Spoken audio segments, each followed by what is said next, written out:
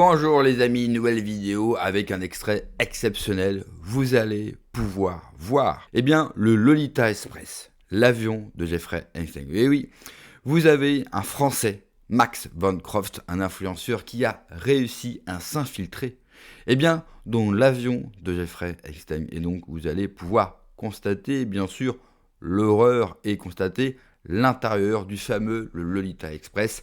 Cet avion qui non seulement bien sûr a servi à la traite humaine, à la pédophilie, à transporter des jeunes filles, mais a transporté toutes les personnalités bien sûr qui ont profité des services de Jeffrey Epstein et notamment Bill Clinton. Mais juste avant bien sûr de voir cet extrait exceptionnel, n'oubliez pas comme d'habitude, j'ai besoin de votre soutien. Alors n'oubliez pas de vous abonner, le pouce, le commentaire, le partage et le pouce de la vidéo. Si vous voulez soutenir mon travail et pouvoir accès bien sûr à un espace de liberté d'expression totale, je vous invite à me rejoindre sur Patreon. Vous avez le lien en description sous la vidéo. Vous avez été nombreux à me rejoindre.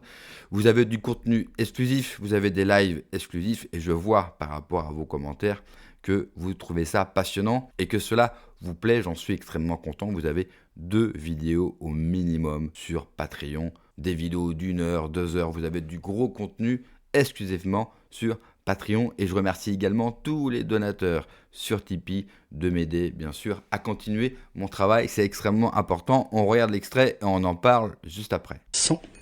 Normalement c'est un avion qui peut accueillir une centaine de passagers.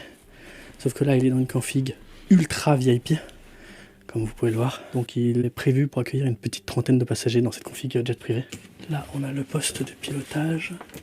On va pas y passer beaucoup de temps parce que c'est l'endroit le plus vitré de l'avion. Mais ouais, de nouveau, petit poste de pilotage, fort sympathique. Il y a tout qui est en place. Putain, il y a encore des feuilles de vol. Wow, c'est incroyable. Le petit poste du technicien. Alors, mine de rien, c'est quand même un avion qui est relativement daté. C'est un avion qui est plutôt ancien, qui a été entièrement réaménagé pour Jeffrey Epstein. Et cet avion est devenu tristement célèbre. Je sais pas trop si Epstein l'appelait comme ça avec ses connaissances, mais les médias l'ont surnommé le Lolita Express. C'est dans cet avion qu'il a transporté bon nombre de ses victimes et que d'autres victimes ont également été abusées par ses proches. Il y a une quantité phénoménale d'affaires ultra glauques qui se sont passées dans cet avion. Et je trouve ça incroyable que, il n'a pas été détruit alors qu'il a annoncé détruit depuis 2019. Et ensuite, j'ai pas vraiment l'impression qu'il y a eu une enquête, des scellés officiels. Je sais pas. En fait, t'as vraiment l'impression d'être dans une capsule temporelle. C'est extrêmement bizarre. Oh putain, il y a des taches bizarres. Ça, on regardera ça aux ultraviolets après. Oh, l'avion est fou. En fait, j'ai déjà fait l'avion de Saddam Hussein et l'avion de Kadhafi, comme vous le savez. L'avion de Kadhafi était beaucoup plus luxueux que celui de Saddam Hussein. Mais là, on est vraiment dans un autre monde. On est dans un jet privé immense. Parce qu'un 727, c'est quand même super grand. Et là, on a vraiment un aménagement premium de zinzin. Et clairement, on est dans un aménagement bien plus luxueux que ceux des avions présidentiels que j'ai fait. C'est... waouh.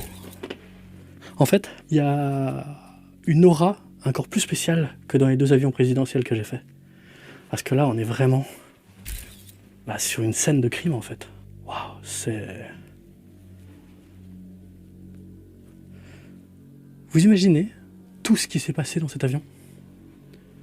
Je pense que l'on n'en saura qu'une très très petite partie, en sachant que c'est le Prince Andrew qui a pris plusieurs fois cet avion, ami d'Epstein, d'après ce que j'ai compris. Enfin, d'après ce qu'ont révélé les dossiers Epstein surtout. Il y avait aussi Bill Clinton, si je dis pas de conneries, qui apparemment, d'après les enquêtes, a fait plus de 27 vols à bord, mais seulement 3 officiels. Ouais. Si cet avion pouvait parler, je pense qu'il nous raconterait des dingueries. Mais vraiment. Donc la petite cuisine, c'est au moins le 10e avion que je fais, et je me souviens jamais du nom de la cuisine dans un avion. En tout cas, celle-là est badass. En fait, je dirais vraiment une kitchenette dans un petit appartement. Elle est incroyable. Il reste des trucs dans les placards. Cleaning supply. Petite éponge pour du vaisselle. Incroyable. le chromicron à l'américaine. Les plaques de cuisson comme ça dans un avion, je n'ai jamais vu ça. C'est que je pense qu'il devait y avoir un vrai chef qui cuisinait des vrais plats à bord. On va aller voir la salle de bain à l'arrière, car j'ai vu qu'il y avait quand même pas mal de produits qui étaient encore là. Et très clairement, on est sur les produits personnels de Jeffrey Epstein. Ouah, c'est spécial. Sachant qu'il y a encore des serviettes qui traînent par endroits. Regardez. Il y a une serviette avec des traces suspectes. Et là, on a des produits désinfectants, déodorants, des élastiques. Alors, est-ce que c'est à la femme d'Epstein ou est-ce que c'est à une des victimes? Difficile de dire. Petit fil dentaire, support de brosse à dents, mousse à raser, lave-main, Voss, je dis pas de conneries, c'est de l'eau. C'est de l'eau un peu luxueuse. Ok, la douche, elle est là. J'avais vu dans les documents que l'avion avait une douche à l'italienne. Et effectivement, avec la banquette comme ça, ça me... En fait, chaque endroit me cringe un peu. Parce que j'imagine tout ce qui a pu se passer dans cet avion. Et oh putain, c'est bon, on fait une piggy. La baby lotion. Ah non, c'est de la baby oil qu'ils utilisent normalement, je crois. Oh, putain.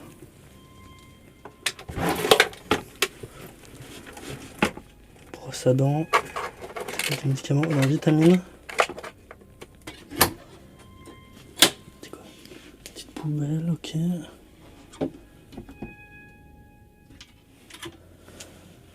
Les produits d'entretien. Petite lingette pour se laver, brosse à dents, coton, baby powder. What the fuck? Pourquoi il avait de la baby lotion et de la baby powder? C'est le baby powder, je crois que c'est le talc, c'est ce qu'on met dans les couches des bébés pour pas qu'ils aient le cul irrité. Pourquoi un adulte aurait ça? Putain. En fait, quand tu connais l'histoire de ce lieu, t'imagines vraiment les pires scénarios, vraiment les trucs les plus crades, quoi. J'ai l'impression qu'il y a une sorte de téléphone satellite, Fast Find, ou une balise GPS de téléphone. Rien de bien surprenant dans la vie privée, j'en ai qu'un. Qu'est-ce que c'est que ça? Ah, c'est les gilets de sauvetage. Encore des téléphones. Ah ouais, avec les commandes. Avec les commandes pour pouvoir appeler les hôtesses, gérer les fenêtres et tout. Donc là, c'est très clairement un bureau pour travailler avec la chambre personnelle d'Epstein juste là et la salle de bain où on était tout à l'heure. Le côté capsule temporelle d'un endroit aussi terrible donne une ambiance très très particulière. Je crois que c'est la première fois que je vis ça, mais vraiment. C'est si spécial. Cette histoire est vraiment choquante.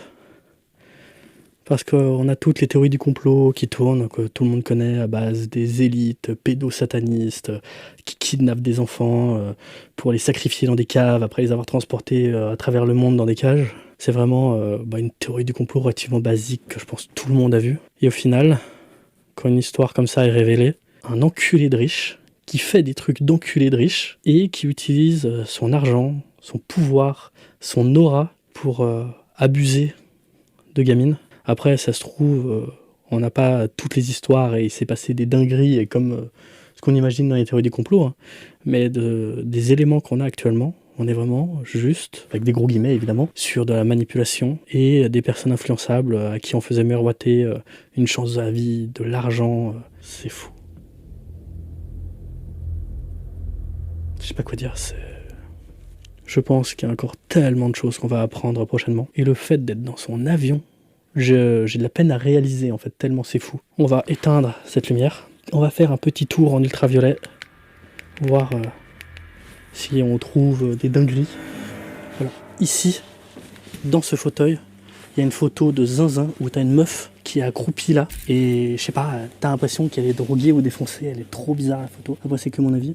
Il y a énormément de traces de moisissure. Ça ressemble à de la trace de moisissure. Difficile de dire en fait. Parce qu'en fait, oui, pour moi, ça c'est un endroit où tu poses tes bras et du coup, tu laisses de l'humidité, des particules et ça a dû moisir avec le temps. Après, typiquement, ce genre de taches sont un peu plus bizarres. Et clairement, ça ressemble à des taches de moisissure.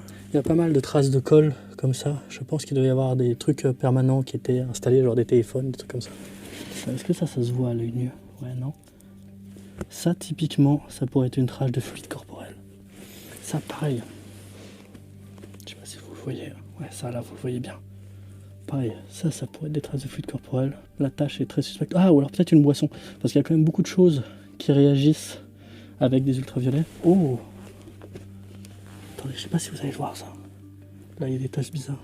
Ouais, là. Ça pourrait être une giclée de quelque chose. Et là, pareil, il y en a comme une goutte.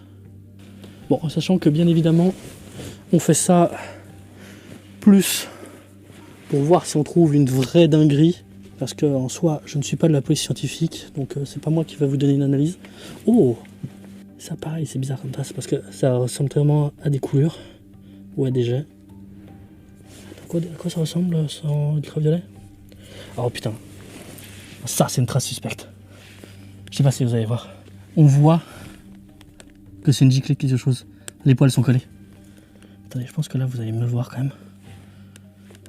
Ouais, là et là, les poils sont collés. Donc clairement, ça pourrait être des fluides corporels. Je vous l'avais dit, c'est un document exceptionnel. Et bien sûr, l'avion n'a jamais été détruit. Ce qui est surprenant aussi, c'est de retrouver quelques affaires. Bien sûr, dans cet avion, on aurait imaginé que tout a été saisi. Bon, dans le même temps, depuis, nous avons appris que le FBI, que la CIA étaient au courant. Bref, toutes les agences de renseignement étaient au courant. De toute façon, Jeffrey Epstein ne se cachait même pas. Quand vous échangez des mails avec la même boîte mail que Monsieur Tout-le-Monde, le mec ne se cachait pas.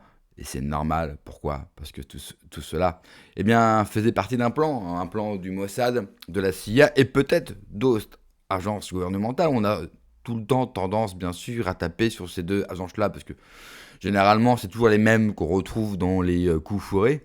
Mais moi, je ne serais pas étonné d'apprendre que la France, d'autres pays ont également participé, directement ou indirectement, parce que nos services de renseignement, qui ont fermé les yeux, sont coupables, parce qu'ils auraient dû l'arrêter. N'oubliez jamais que Jeffrey Epstein vivait 6 mois de l'année en France, et que tout le monde lui a rendu visite. Ce qui ne veut pas dire que ceux qui lui ont rendu visite ont fait des choses, bien sûr, mais quand même. Et quand on connaît l'attrait et la décadence, les vices de l'élite française, on peut avoir de sérieux doutes. Jeffrey Epstein, il ne faut jamais oublier que c'est cela. Je vais vous montrer une vidéo avec de nouvelles images. Donc ça, c'est une exclusivité, ça vient juste de sortir. Car, je vous rappelle, de nouveaux documents vont être déclassifiés. Ça va prendre du temps, bien sûr, pour les analyser, mais comptez sur moi pour vous montrer tout ce qu'il y a à savoir. Regardez cette vidéo.